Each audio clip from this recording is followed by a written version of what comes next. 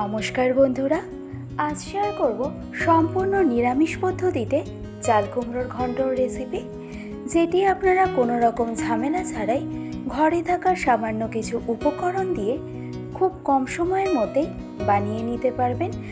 আর এই চাল কুমড়োর ঘন্ট এই পদ্ধতিতে বানালে দেখবেন এর স্বাদও কিন্তু হয়ে থাকবে দুর্দান্ত।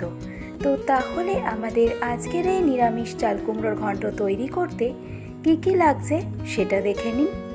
তো তাহলে আজকের রেসিপি সম্পূর্ণ নিরামিষ পদ্ধতিতে চাল কুমড়োর ঘন্ট বানানোর জন্য আমি এখানে একটা মিডিয়াম সাইজের চাল কুমড়ো নিয়ে নিয়েছি। চাল কুমড়োর স্কিনটা ছাড়িয়ে নিয়ে চাল কুমড়োটা সমান 1/4 করে কেটে নিয়েছি।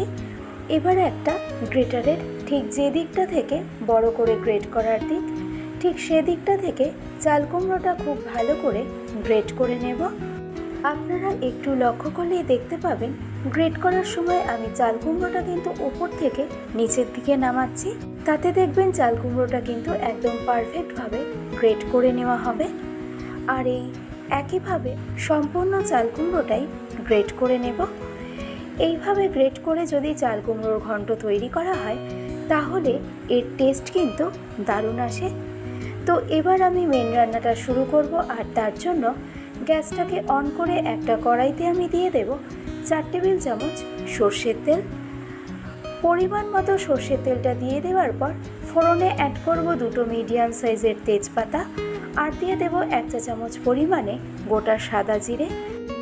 এবার 10 থেকে 15 সেকেন্ড সময় ধরে ফোড়নটা একটু কুক করে নেব, যতক্ষণ না ফোড়নের থেকে ফ্লেভারটা ছেড়ে দিচ্ছে। আর ফোড়নের থেকে ফ্লেভারটা ছেড়ে দিলে এবার আমি এই পর্যায়ে আগে থেকে গ্রেট করে রাখা চাল কুমড়োটা ডিরেক্ট আমি কড়াইতে দিয়ে দেব।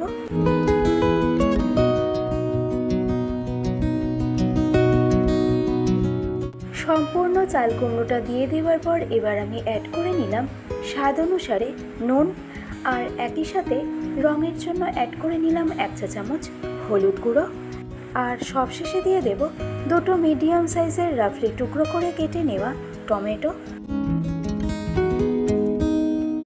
এবার গ্যাসের ফ্লেমটাকে একদম হাইতে রেখে ক্রমাগত নেড়ে চেড়ে চাল কুমড়োর সাথে সমস্ত উপকরণ খুব ভালো করে মিশিয়ে নেব। আর চাল কুমড়োর থেকে যেহেতু এমনিতেই অনেক বেশি জল বেরোবে, তাই এই চাল কুমড়োর ঘন্ট তৈরি করার জন্য কিন্তু কোনো রকম অ্যাডিশনাল জলের ব্যবহার করব না। আর এই সময় চেষ্টা করবেন গ্যাসের ফ্লেমটাকে অবশ্যই হাইতে রাখার। তো হাই ফ্লেমে প্রায় 4 থেকে 5 মিনিট সময় ধরে সমস্ত উপকরণের সাথে দেখুন চাল কুমড়োটা কিন্তু আমি খুব ভালো করে মিশিয়ে নিয়েছি। এবার তাই হাই ফ্লেমেই ঢাকনা চাপা দিয়ে চাল কুমড়োটা এই পর্যায়ে কুক করে নেব 6 থেকে 7 মিনিটের মতন। 7 মিনিট পর ঢাকনা খুলে এবার আমি এই চাল কুমড়োর মধ্যে অ্যাড করে নেব পরিমাণ মতো চেরা কাঁচা লঙ্কা। এছাড়াও মশলা হিসেবে অ্যাড করব 1 চা চামচ জিরে গুঁড়ো, 1 চা চামচ ধনে গুঁড়ো। এছাড়াও রঙটাকে আর একটু সুন্দর আনার জন্য অ্যাড করলাম 1 চা চামচ কাশ্মীরি রেড চিলি পাউডার, আর অ্যাড করে নেব 1 চা চামচের মতন আদা বাটা। এবার এই পর্যায়ে গ্যাসের ফ্লেমটাকে হাই ফ্লেম থেকে মিডিয়াম টু হাই ফ্লেমে এনে ক্রমাগত নেড়ে চেড়ে সমস্ত উপকরণের সাথে চাল কুমড়োটা খুব ভালো করে আমাদেরকে মিশিয়ে নিতে হবে। চাল কুমড়োর ঘন্টতে সবসময় চেষ্টা করবেন কাঁচা লঙ্কাটা পেস্ট হিসাবে ব্যবহার না করে ঠিক এরকম চেরা কাঁচা লঙ্কারই ব্যবহার করার। তো সমস্ত কিছু ইভেনলি খুব ভালো করে মিশিয়ে নেওয়ার পর এবার ঢাকনা চাপা দিয়ে মিডিয়াম টু হাই ফ্লেমে চাল কুমড়োটা কুক হতে দেব 10 মিনিটের জন্য। অপরদিকে ততক্ষণে গ্যাসটাকে অন করে একটা ফ্রাইং প্যানের মধ্যে দিয়ে দেব 2 টেবিল চামচের মতন সর্ষের তেল। মিডিয়াম ফ্লেমে তেল ভালো করে গরম করে নেওয়ার পর এবার আমি এর মধ্যে অ্যাড করে নেব 1/2 কাপ পরিমাণে ছোট সাইজের ডালের বড়ি। চাইলে আপনারা বড় সাইজের যে ডালের বড়ি হয়ে থাকে সেই বড়িরও ব্যবহার করতে পারেন, তবে চাল কুমড়োর ঘন্টতে এরকম ছোট সাইজের বড়ি দিলে টেস্ট কিন্তু অনেক বেশি ভালো হয়।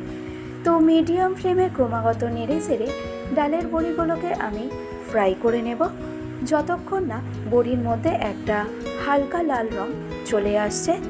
তবে খেয়াল রাখবেন বড়ি যেন কখনোই পুড়ে না যায়, তাতে কিন্তু বড়ির মধ্যে একটা তিতকুটে ভাব চলে আসবে। তো দেখুন বড়িগুলো কিন্তু আমি এখানে একদম হালকা লাল রং করে ফ্রাই করে নিয়েছি।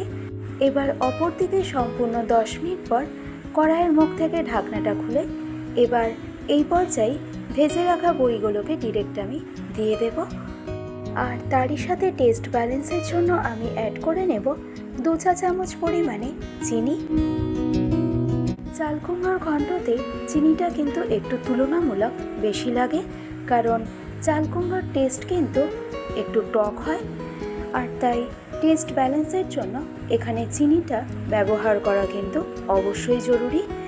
তো এবার এই সমস্ত কিছু মিডিয়াম টু হাই ফ্লেমে খুব ভালো করে মিশিয়ে নেব। আর চাল কুমড়োর ঘন্টটা মিডিয়াম টু হাই ফ্লেমেই ততক্ষণ পর্যন্ত কুক করব যতক্ষণ না চাল কুমড়োর ঘন্টর টেক্সচারটা একটু আঠালো হয়ে আসছে।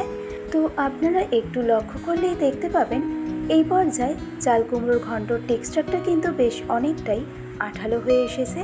এবার আমি এই চাল কুমড়োর ঘন্টর টেক্সচারটা আরেকটু বেটার আনতে আমি অ্যাড করে নিলাম 1 চা চামচ পরিমাণে আটা, আর সবশেষে দিয়ে দিচ্ছি 1/2 চা চামচ পরিমাণে শাহি গরম মশলা পাউডার। এবার এই দুটো উপকরণ ফাইনালি খুব ভালো করে মিশিয়ে নেব। আটাটা ব্যবহার করার কারণে দেখবেন চাল কুমড়োর ঘন্টর টেক্সচারটা যেমন ভালো আসবে, তেমনই দেখবেন চাল কুমড়োর ঘন্টটা ঠান্ডা হয়ে গেলে এর মধ্যে কিন্তু কোনো রকম জলজলে ভাব একদমই থাকবে না।